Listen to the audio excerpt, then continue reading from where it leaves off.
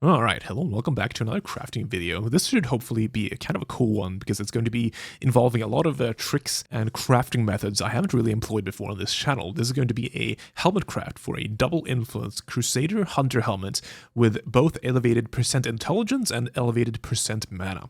And this is going to be for the Raid Vortex character I've been playing recently, and it's going to be really good for that because of course that character stacks both intelligence and mana, so it'll be really good for that. And the reason I want specifically Crusader and Hunter is for the Bound by Destiny jewel.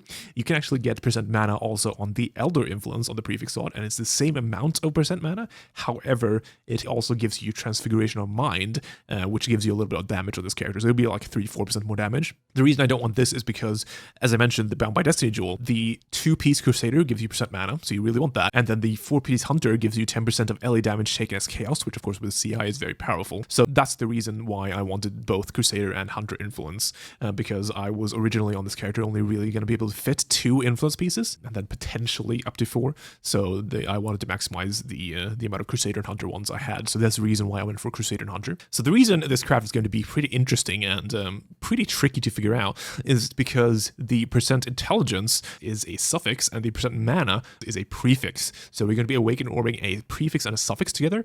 Now anyone who's done any sort of awaken orb crafting knows that when you do this, it's very difficult to then craft it afterwards in order to shape it to be like a finished item, because of course having both a prefix you want to keep and a suffix you want to keep means you can't really utilize metamons in any real way. You can't do things like prefix can't be changed, you can't do suffix can be changed, because of course either one of those will not apply to the other influence mod. So that makes it pretty tricky to make what you want. But however, this league with memory strands, and yes, this is going to be a memory strand craft, we have some tools in order to make this a little bit easier. It's actually kind of cool how we ended up making this helmet, I think. It's the first time I really did anything like this, as it was my first time doing this in the actual recorded footage of me crafting this item.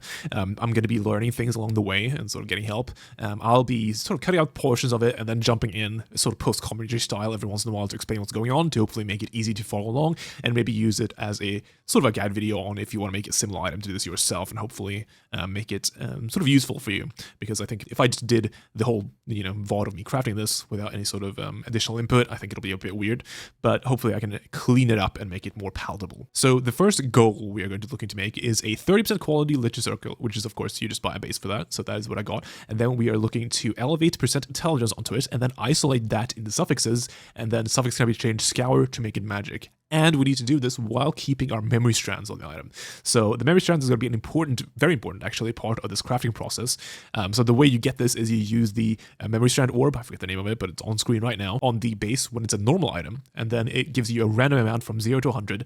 And basically you just redo the orb over and over again until you get a good number. And you can use imprint whenever you get a decent number, and then use more orbs, and then basically have the imprint as a checkpoint. And that's what I did. I ended up cutting this part out of the actual recorded video because it's not that interesting. So I'm just going to be starting off with a base with some memory strands on it. I think I hit like 92 or something, somewhere in the 90s with my orb eventually. So that is the base we're starting with. And the reason we want to make it a magic base in the end with just the elevated percent intelligence mod on it is because having it magic allows us to use the menagerie crafts that are really powerful and specific to magic items. So what I'm talking about is using imprints, that is Krakic Chimerals. So these give you an imprint of a magic item, which is basically a checkpoint. So you can have an imprint of something, and then if you mess a craft up somewhere, you can just reuse that imprint on the item, and that'll reset it to that point, and then you can retry again. So that is a powerful tool you have available to use to you if you have a magic item base. The most important for this craft though is the Beast Lock. So this is a craft which you get by combining a Black Morgan and a Krakic Chimeral. This allows you to use a Hinicor's Lock on a magic item, and it is a lot cheaper than using an actual lock on an item. Actual locks cost about 100 times as much as a Beast Lock, so it's a way cheaper option and very powerful because locks are very strong, especially for this craft, and I'll show you sort of what I mean by that when we get to that stage. But yes, first of all, we're going to be looking to create this base helmet with elevated percent intelligence and make it a magic item with just that mod in order to then use an awaken orb on. So that'll be the first step, and I'll jump in after we are through with that. All right, got that. Okay, so sort of winging this craft right now because this is a bit of a wacky item, so I'm not entirely sure exactly how I want to do this. I want to get percent int on this thing, and then I want to elevate it. I don't think Orb of Dominance is eat up strands. So I guess we just go. Can you regal with strands? You probably can't, right? So I have to do, if I want this to be rare, I have to do this. There we go. Here's one of the interesting parts about crafting with strands. So strands generally you want to save until the very end of the craft in order to maximize the potential of them. So what you want to do is you want to make sure you only use crafting methods early on that don't consume strands. So generally any sort of currency tends to consume the strands and give you, better rolls and eat up your strands. However, there are several things that do get around that. So things like the harvest bench does not use any strands. Fossils, importantly, do not use any strands. And what you saw here was I needed this to be a rare item because I want to be able to fossil this item. So I can't make this rare with just a regal orb because regal orbs consume strands. So the only way to make this rare is by putting it in the crafting bench and using the channel scour randomized rarity option that's been added in the crafting bench this league. This also does not consume any strands, so that is the reason why I did that here. So I'm thinking we just spam, what's the attribute one? The fundamental, is that the... Yeah, that is, okay. So these don't eat up strands, right? This is actually my first sort of strand craft here, so we'll see how this goes. But I don't think these should. Yeah, they don't. Okay, good. New POE, not yet. Oh, wait, there it is. So if I want to elevate this, suffix can be changed to reforge influence, and then maybe an orb? Yeah, I think that should work, right? None of this should break it, right? So suffix can be changed. That'll keep the suffix. So this should guarantee a second influence mod, right? Because I don't have one already. Okay. Okay, so that's fizz damage. Yeah, so now we can Orb of Dominance it. This is probably gonna miss, but that's okay. Did miss. Okay. So now we just go Scour and do again. Or now we can just instantly Fossil, right? Yeah. Okay, that's tier 1. It does not have a second one, so we can do it again. So again, this is tier 1 int. Yes, tier 1 int. Then we go influence, which is like right here. Once again, chaos. We only have 2. That's good. Try again. Missed again. Classic. Okay. Okay, that's tier 1 int. No other mod. Yep. We do it again. Suffixes cannot be changed. There's no way I miss 3. Hunter. Okay, good. Okay, we got it. So now... Oh, it's 3 suffixes, though. Wait, that's so fucked. Wait, is it fucked? Yeah, it is fucked. Shit. Fuck, I need this to be magic. Oh, that's so bad. You can't... Well, you can annul, right? But, yeah, annulling to 2 and 3. Wow, memory crafting is fucking weird, man. Okay. Is it really... I just need to annul these 2 mods? That doesn't sound very good. Guess we just do that then. That's gonna take a bit to set up, huh? Before elevate, yeah, I probably should. Yeah, I should do that before elevating. You're right. Yeah, okay. Well, I'll next try we'll do that. Unless I hit right now. Oh, you guys were doubters. You guys are doubters. It's just too easy. All right, so now we make this magic. So stuff is gonna change. Scour. Okay, cool. All right, we got one piece. I'm leaving more stream. What the? Okay. So I can store this. Now I need to make, like, I don't know, as many other Awaken Orb fodders as I can, or as I want to, I guess. Okay, so now we have our elevated hunter %int magic base ready. So now we need to prepare for the next part, which is actually the major portion of this craft. So we want to prepare a bunch of different other helmet bases with the elevated % mana roll from the Crusader influence. So we want multiple of these because what the strat we're going to do here is something that you can do for example, making a bunch of influence simplexes, for example, is something I've seen people do for like stat stacking amulets of different types. What you do is you sort of abuse the way Awakened Orbs are seeded combined with Beast Locks in order to look through multiple different Awakened Orb results per Beast Lock. So what I mean here, well, I'm not entirely sure about the rules here, but it seems to be what determines what result an Awakened Orb gives, like the seed of the result, is the amount of influence mods on the item. It seems to be tied to that, or like maybe the tiers are involved as well. It's a bit weird on this, I'm not entirely sure, but the mana mods definitely does seem to matter. So what that means is that if you just prepared a bunch of helmet bases to Awaken Orb into the thing we just created, and they all only had the elevated % mana mod on them, they would all show the same result if you Awaken Orb them into that base. They would all have the same seed functionally. However, if you prepared, let's say, 3 different bases, one of which only has the elevated % mana mod as the influence mod, and then another one has the elevated mana mod and another influence mod, and then the third base would have the elevated matter mod and then 2 other influence mods, those would all, in theory, get different results. Now, of course, since 2 of those have multiple influence mods, they are not guaranteed to pick the one that you want to carry over, so those results might be completely dead. However, if they do choose to pick the mod that you want, they will show a different result than the first one. So the strategy we use here is we make as many bases as possible with different amounts of influence mods, and then we beast lock the base that we just created, the hunter base. Then each beast lock will give as many looks at different awakened orb results as we have bases prepared, basically. So we want to just maximize that amount. Of course, it gets more and more difficult to make bases that have more and more influence mods. Like if you want to make a base with, 5 or 6 influence mods on them, that's pretty tricky. So I believe for these tries, I had like 3 or 4 that gave different results, and then some that sometimes did. Again, I'm not entirely sure about the rules here.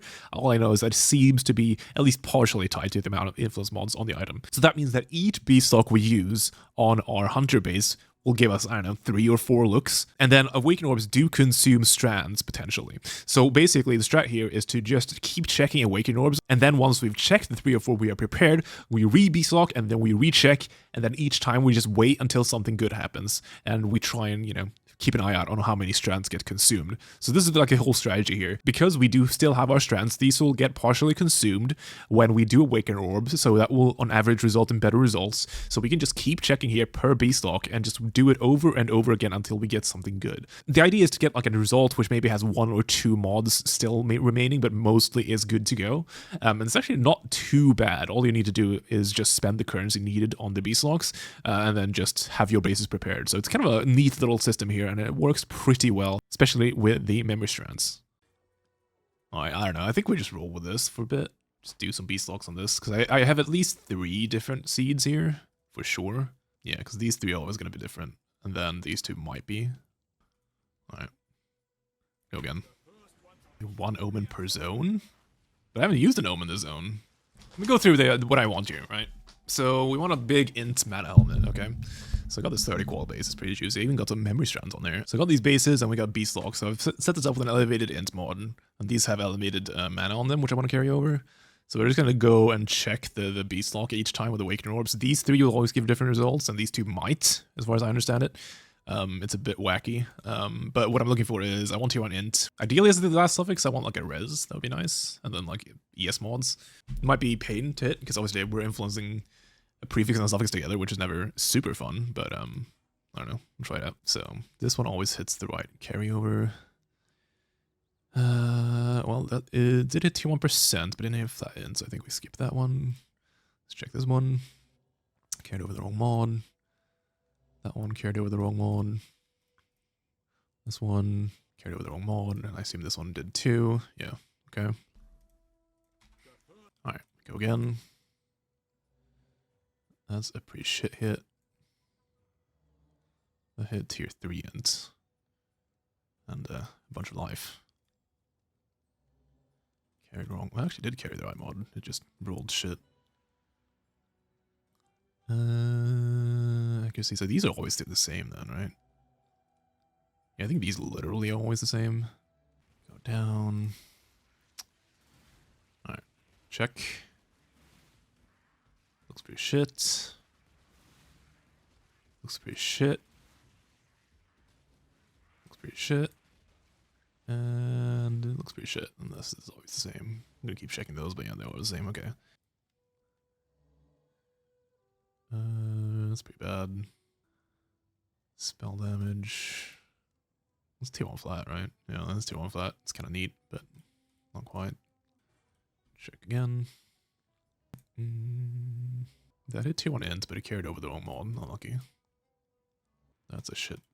That's a shit. A singular shit. And these are always the same. This one. Yeah, a bunch of life. T1 hybrid.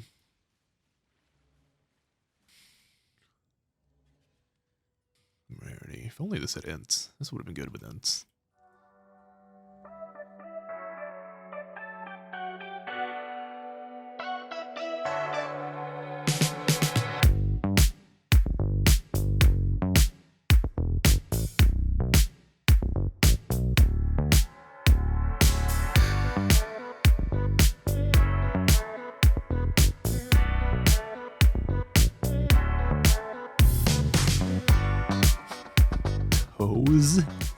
What is this?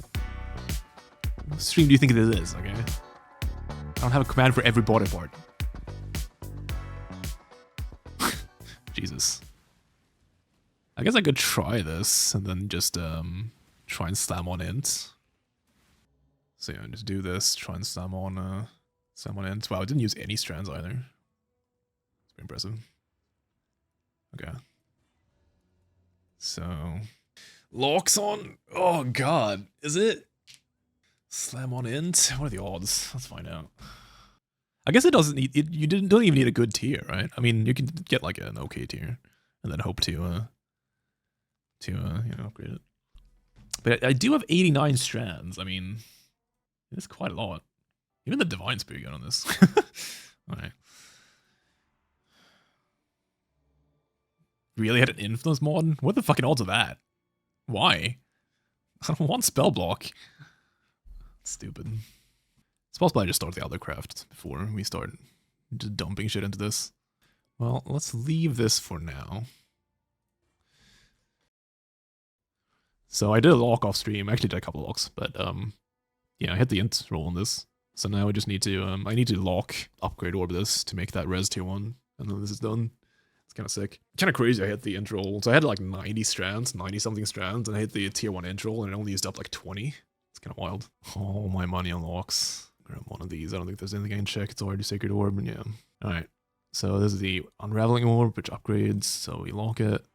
And then we just hope to see tier 1 res. Hey, there it is. Okay, it's done.